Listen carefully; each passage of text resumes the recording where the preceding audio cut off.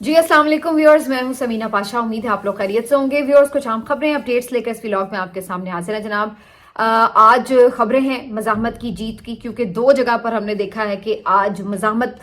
फतह याब हुई है। एक तो कश्मीरियों ने जी अपनी बात मनवा ली है, और दूसरा शाम में आज बशारुल असद साहब का तख्ता उलट चुका है। और यहाँ पर जो सूरत हाल है वो बड़ी दिलचस्प है, देखने वाली है। इसके ऊपर थोड़ी बात करेंगे। आज कुछ गुफ्तगू करेंगे कि पीटीआई ने आगे के क्या प्लान्स रखे हैं, सिविल नाफरमानी या फिर जो तरसीलाते ज़र पे एक चोट पहुंचाने की इस वक्त उनकी प्लानिंग है, उसके पीछे राज क्या है, और क्या वाकई ये कोई इफेक्टिव भी हो सकती है या नहीं, और मजीद उनके अपने जो मामलात हैं उनको उजागर करने के लिए क्या प्लान्स हैं, इसके पर भी बात करेंगे। इसके साथ साथ एक खबर अनवर मकसूद साहब से मुतालिक आ रही है कि उनको अगवा कर लिया गया है, क्या वाकई ऐसा है, इसके ऊपर भी जिक्र करेंगे। काफी कुछ है इस व्लॉग में। आपसे रिक्वेस्ट है कि चैनल को सब्सक्राइब कर लें अगर अभी तक सब्सक्राइब नहीं किया। तो बात का आगाज करते हैं जी कि मज़ाहमत जीत गई है, और ये मज़ाहमत जीती है आज़ाद कश्मीर में भी, ये मज़ाहमत जीती है शाम में भी। और कश्मीरियों का तो एहतजाज जो पिछले मैं आपको 3-4 दिनों से रिपोर्ट कर भी रही थी, और इसकी डिटेल्स भी मैंने आपके साथ शेयर की थी। तो देखिए, जहां पर आप एक तो यूनाइटेड हों, दूसरा आप कमिटेड हों, तीसरा आप बाशऊर हों, और आपको अपने हुकूक का अच्छे से अंदाजा हो, और आपको इस बात का अंदाजा भी हो कि आप अगर जुड़कर इकट्ठे होकर कोई जद्दोजहद करेंगे तो उसमें आपको कामयाबी से कोई नहीं रोक सकता, तो उस सूरत में आपकी कामयाबी यकीनी होती है। और यही सूरत हाल आज़ाद कश्मीर की इस वक्त हमें दिखाई देती है कि जहां पर अगरचे कोई आपको नजर नहीं आता ऐसा कोई खास, कोई मेन लीडर एक अकेला जिसके पीछे कोई सारी कौम उनकी खड़ी है, नहीं। लेकिन दूसरी तरफ हम ये देख रहे हैं कि उनके अपने जो बुनियादी मुतालबात हैं, बुनियादी जो चीज़ें हैं, उनके हुसूल के लिए जो उनकी पहले भी हमने देखा डिमांड्स थी, उसके ऊपर उन्होंने पूरा स्टैंड लिया और पूरा एहतजाज किया, तो हुकूमत को घुटने टेकने पड़े। और ऐसी ही सूरत हाल इस दफ़ा भी दिखाई दी है। तो उन्होंने सर्दी गर्मी नहीं देखी, उन्होंने ये नहीं देखा कि इस वक्त मीडिया का रुख क्या है, उन्होंने ये नहीं देखा कि ये हमारे मुतालबात मंजूर नहीं हो सकते क्योंकि ताकतवर हुकूमत में है तो हम कैसे बात मनवाएंगे। तो उन्होंने अपनी जद्दोजहद जारी रखी, और फाइनली उनके इस जद्दोजहद के सामने हुकूमत को घुटने टेकने पड़े हैं। फाइनली जो एक सदारती ऑर्डिनेंस जिसके खिलाफ वो मज़ामत कर रहे थे वो वापस ले लिया गया है, और उनके दीगर मुतालबात भी कुछ तो मान लिए गए हैं, जैसे कि जो इन्होंने इस एहतजाज के दौरान मुजाहिरीन गिरफ्तार किए गए थे उनकी रिहाई वगैरह का मामला, और कुछ मजीद जो मामलात हैं उसके ऊपर भी आगे बातचीत को बढ़ाया जाएगा। तो इस तरीके से कश्मीरियों ने तो जनाब अब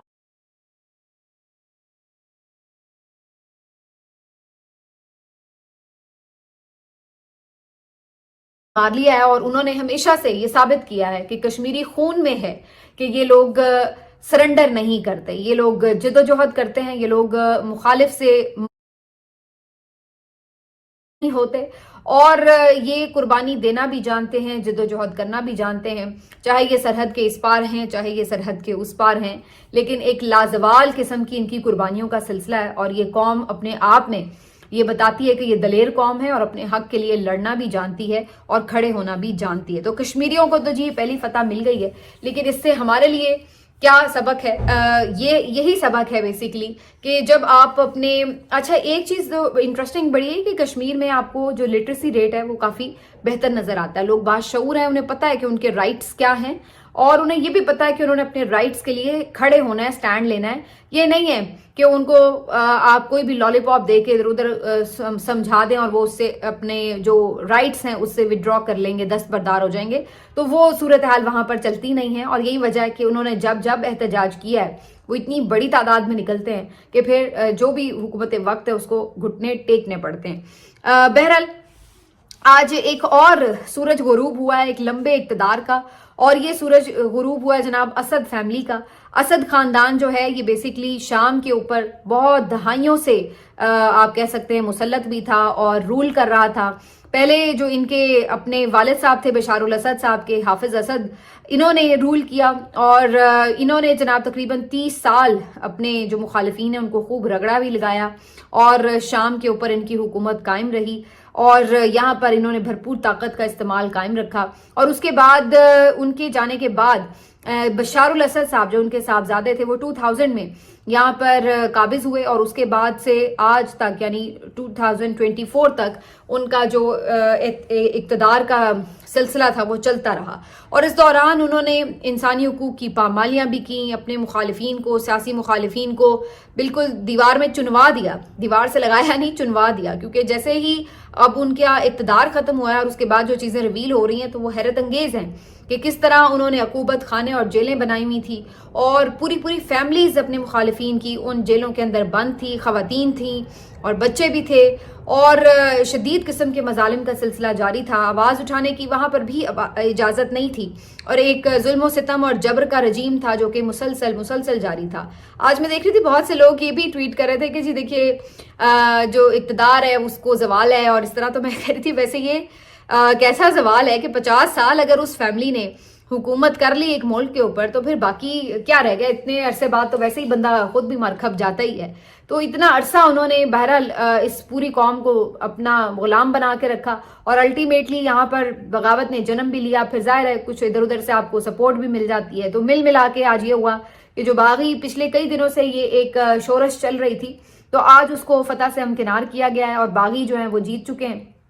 दमिश्क में वो दाखिल हो गए और बशार उल असद साहब जो कि इतने यहाँ पर एक जालिम जाबिर किस्म के डिक्टेटर बने हुए थे, उनको फिर भागना पड़ा यहाँ से और वो फटाफट तैयारा लेकर भागने पर मजबूर हो गए। यहाँ पर अब फतह का बाकायदा ऐलान कर दिया गया है और जो यहाँ के अपोजिशन के लीडर्स हैं उन्होंने आके अनाउंसमेंट्स भी कर दी हैं। जो सरकारी टीवी और रेडियो है उसका कंट्रोल संभाल लिया है। जो जेलें इन्होंने बनाई हुई थी उनके ताले तोड़कर आज़ाद कर दिया गया जो कैदी हैं वहाँ पर। तो ये सिलसिले वहाँ पर जारी हैं। तो बड़े वहाँ के जो मनाजिर हैं वो देखकर आपको काफ़ी रोंगटे खड़े हो रहे होते हैं कि इस तरह से लोगों को वहाँ पर फतह नसीब हुई है और एक जुल्म और जबर के दौर का खात्मा हुआ है। तो अल्टीमेटली जितना मर्जी तवील हो जाए ये जुल्म और जबर का दौर, आखिर तो इसको इख्तिताम इसका होना होता है। असल बात ये है कि जब आप दुनिया से जाएं तो फिर आप क्या कमा कर लेके जाएं, ये है असल बात कि आप एक वजीर आजम बनकर अपने नाम के साथ मुसलसल वजीर आजम लिखवाएं या सदर लिखवाएं या जो भी आप डिक्टेटर हैं वो बने रहें और अल्टीमेटली आप इस दुनिया से जब जाएं तो आपकी जाने के ऊपर या तो लोग थूकें या आपके ऊपर लानत भेजें। ये आपका कमाना है या फिर ये कि आप कोई एक अजीम रहनुमा और लीडर की तरह हिस्ट्री में अपना नाम लिखवा जाएं कि भले आप या ना हो, आए या ना आए, लेकिन आपको बाद में लोग याद रखें और आपके ऊपर तहकीकी मुकाले लिखे जाएं और आपकी शख्सियत की मुख्तलिफ परतों का इहाता किया जाए। तो आप अंदाज़ा लगा लीजिए कि तारीख में फिर कौन जिंदा रहता है। क्या वो शख्स जो कि जबर और धौंस के साथ ताकत के जरिए अपनी बात मनवा कर अपने आप को काबिज रखे, या फिर वो शख्स जो कि अपनी इस्तात के मुताबिक ना सिर्फ ये कि जद्दोजहद करे बल्कि डिटरमिन्ड रहे, पुरज़म रहे, हौसले में रहे और मुश्किल वक्त का सामना करे। तो बहरहाल ये आपके इंसान के अपने इख्तियार में है कि वो तारीख में अपना नाम कैसे लिखवाता है। यहाँ पर जी बशार उल असद साहब का तख्ता तो उलट गया है और अब ये एक सीरीज है जो हम देख रहे हैं अपने आसपास के ममालिक में, चाहे वो हम श्रीलंका में देखें जहाँ पे वो जो उनके सदर थे राजा पक्से, उनकी फैमिली जिस तरह भागी और जिस तरह से वहाँ पे उनके इक़्तिदार का खात्मा हुआ। फिर हमने अभी बांग्लादेश में देखा हसीना वाजिद साहिबा के हवाले से कि उनको किस तरह उनकी अवाम ने गमो गुस्से और नफरत की वजह से इबरत का निशान बना दिया और फिर किस तरह वो भी भाग कर भारत में पनाह लेने पर मजबूर हुई। तो ये सिलसिला चल निकला है और हर कोई इसको ऐसे ही देख रहा होता है कि शायद यहाँ हर जगह पर मज़ामत ऐसे ही कामयाब होती है। देखिए उसकी बहुत सारी शराइत भी हैं, कुछ कुदरत का अपना तरीका कार भी होता है और उसके साथ साथ कुछ आपकी अपनी एक कोशिश है, जिद्दोजहद है, उसके बगैर तो ये मुमकिन। और फिर भी आप देखिए कि जिन जगहों की हम बात करें बड़े बड़े अरसे दहाइयां लग गई हैं इन लोगों को अपने इक़्तिदार को कायम रखते हुए और फिर कहीं जाकर इनका तख्ता उल्टा है। बहरहाल यहाँ पर क्या सूरत हाल है, जरा उसकी अब बात हो जाए। पाकिस्तान में जी आज जो सबसे अहम खबर है वो इस हवाले से है कि जो पीटीआई के अंदर कुछ चीज़ें चल रही हैं उसके बारे में मैं आपको आगाह कर दूं। एक तो ये खबर आ रही है कि जो 26 नवंबर का वाक़या है, जो इमरान खान साहब की एक कैद है, इन तमाम मामलात को लेकर के एक दफ़ा फिर से इसको इंटरनेशनली काफ़ी उजागर किया जाएगा और ख़ास तौर पर यौम शुहदा मनाने का प्लान है। अब ये 13 तारीख भी हो सकती है, 15 भी हो सकती है, 15 तारीख मुमकिन तौर पर हो सकती है, जहाँ यहाँ पर वर्ल्ड वाइड, जैसे आपने पिछले दिनों प्रोटेस्ट देखे थे और बड़ी तादाद में प्रोटेस्ट हुए थे, दुनिया के 25 ममालिक में कमोबेश पीटीआई के जो ओवरसीज पाकिस्तानी हैं और चैप्टर्स हैं उन्होंने मिलकर ये प्रोटेस्ट ऑर्गेनाइज करवाए थे और बड़े कामयाब ये प्रोटेस्ट थे, क्योंकि ना सिर्फ ये कि इनमें बहुत बड़ी तादाद में लोग शामिल हुए बल्कि इसको इंटरनेशनल कवरेज मिली। तो बहुत ये हाईलाइट हुआ सारा मामला जो पाकिस्तान का है। और अब इसी तर्ज पर ये प्लान किया जा रहा है कि जो यौम शोहदा मनाया जाए, ख़ासतौर पर जो 26 नवंबर के वाक़े में शहादतें हुई हैं उसको लेकर के लोगों को इस सारे वाक़े से मुतल्लिक अपडेट भी किया जाए, प्रोटेस्ट भी किया जाए। तो अब ये एक अगर सिलसिला होता है तो ये बहुत एक अहम मामला होगा। उसकी वजह ये कि इंटरनेशनली जब इसको कवरेज मिलेगी तो जाहिर है इसके बाद हुकूमत वक्त के ऊपर एक प्रेशर तो आता है जो कि स्टिल है। बेशक ये आके ये कहते हैं और कोशिश कर रहे हैं दबाने की मामलात को, लेकिन आपको भी पता है कि ये अंडर प्रेशर हैं, इसी वजह से ये सब मामलात हो भी रहे हैं। यानी कि जो इन्होंने गिरफ्तारियों का एक नया सिलसिला शुरू किया है, जो सहाफ़ियों को दबाया जा रहा है, जिस तरीके से मुख्तलिफ सोशल मीडिया एक्टिविस्ट के ऊपर क्रैकडाउन है, तो ये सब चीज़ें उसी की कड़ी हैं। तो बहरहाल इस सारी सूरत हाल में ये खबर है इंपॉर्टेंट कि अगर यौम शोहदा इस लेवल पे मनाया जाता है तो उसका एक इम्पैक्ट तो होगा। तो ये अब पीटीआई प्लान कर रही है। इसके अलावा जो इन्होंने एक सिविल नाफरमानी की तहरीक के लिए अभी पहले मरहले में ये जो बात की है खान साहब ने कि रेमिटेंसेस को थोड़ा ब्लॉक किया जाएगा और ओवरसीज पाकिस्तानियों से वो अपील करेंगे, तो इसका बहरहाल बहुत इम्पैक्ट भी हो सकता है अगर इसके ऊपर पूरी तरह अमल दरामद हो। और इसकी एक बेचैनी अभी से हुकूमत के अंदर दिखना भी शुरू हो चुकी है। इसमें अगरचे कल मैंने आपको खबर दी थी कि जो कोर कमेटी के मुख्तलिफ मेंबर्स हैं वो ये सोच रहे हैं कि इसके ऊपर फर्दर बात की जाए, सोचा जाए, होमवर्क किया जाए वगैरह वगैरह, लेकिन हकीकत यही है कि फैसला तो इमरान खान साहब का ही होता है हतमी। और यहाँ पर बाहर जाकर जो मर्जी ये लोग करते रहे, आमतौर पर खान साहब के सामने फिर ये लोग खुलकर इजहार तक भी नहीं कर रहे होते और वहाँ जाके फिर खान साहब उनको अच्छे से समझा देते हैं कि क्या करना है। तो बहरहाल ये अगर खान साहब मेंटली अपने आप को तैयार कर चुके हैं तो फिर ये तो एक हतमी कॉल हो सकती है। लेकिन मीनवाइल इमरान खान साहब ने इसमें एक ऑप्शन जरूर ये रखा है फिर भी कि हुकूमत को बातचीत की दावत भी दी है और उसके लिए एक कमेटी भी बनाई है। अच्छा, ये है कि जी लोग कहते हैं कि जी इमरान खान साहब बार बार क्यों कोई कॉल देते हैं, कोई नया ऑप्शन क्यों आजमाते हैं, नया कोई कार्ड क्यों चलते हैं। तो भाई सीधी बात है कि अगर खामोश हो जाए ऑपोजिशन तो हुकूमत को क्या पड़ी है कि वो उनसे कोई बात करे या वो कोई अपने जिस तरह से उसके जो एक जराइम है उसका सिलसिला वो रोक दे, या कोई उनके ऊपर प्रेशर कैसे आएगा। जाहिर सी बात है जब आप कोई मुख्तलिफ तरीकों से दबाव बढ़ाते हैं तो ही कोई आप पे बात करने पे मजबूर होता है आपसे। तो यही सूरत हाल है। अब इमरान खान साहब ने जहाँ ये एक इन्हें वार्निंग दी है, अल्टीमेटम दिया है, वहीं उन्होंने बातचीत का एक मौका भी दिया है कि आप अभी भी आए, आके बात करें। और ये कोई ऐसी बात नहीं है कि अगर हुकूमत की कोई कमेटी बन जाए और वो जाके पीटीआई की जो कमेटी बनाई गई उससे बातचीत करे तो कोई ऐसा नहीं होगा कि वो पीटीआई वाले कहेंगे जी हमने नहीं आपसे बात करनी। डेफिनेटली बेशक हुकूमत वाले उनके साथ मुलाकात करें, राब्ता करें तो वो डेफिनेटली उनसे बात करेंगे, चाहे उन्हें एस्टैब्लिशमेंट जो है वो उन्हें पूरा बैक करे, उस पर ना करे, वो बात की बात है। लेकिन ऐसा नहीं है कि कोई दरवाजा बंद कर लेता है कि जी चूंकि आप एस्टैब्लिशमेंट की हिमायत से नहीं आए तो लिहाजा हम आपसे बात नहीं कर रहे। तो ये बिल्कुल कहने की, डायलॉग्स की अलग बात होती है, लेकिन प्रैक्टिकली जिस भी लेवल पे अगर हुकूमत कांटेक्ट करती है तो मेरा नहीं ख्याल है कि पीटीआई इसको रिजेक्ट करेगी। लेकिन ये एक टाइम दिया जरूर है इमरान खान साहब ने बीच में कि जिसमें वो चाहते हैं कि बातचीत के जरिए मसले का हल हो, ना कि वाकई किसी प्रॉब्लमैटिक चीज की तरफ जाया जाए। लेकिन बज़ाहिर ये हुकूमत इस तरह के मामलात में संजीदा नजर नहीं आती और ये जो चीज़ है इसको अगर वो बातचीत के जरिए नहीं सॉर्ट आउट करेगी तो फिर अल्टीमेटली फिर खान साहब उसकी कॉल देंगे और फिर ये एक प्रोपेगेंडा शुरू होगा कि देखें जी इन्होंने तो मुल्क की मईशत को नुकसान पहुंचा दिया, ये वो। तो ये फिर ये वाला दोबारा से एक सिलसिला जो है वो शुरू करेंगे। क्या ये कॉल जो है इसके कामयाब होने या नाकाम होने के क्या इम्कानात हैं? डेफिनेटली ये तो नहीं है कि कोई 100% को 1 रुपया नहीं भेजेगा। ज़ाहिर है चीज़ें तो चलती भी हैं, चलाई भी जाती हैं, होती भी हैं। लेकिन मैं आपको ये बता दूं कि इस वक्त पाकिस्तान की जो मईशत जिस नाजुक दौर से गुजर रही है, अगर उसमें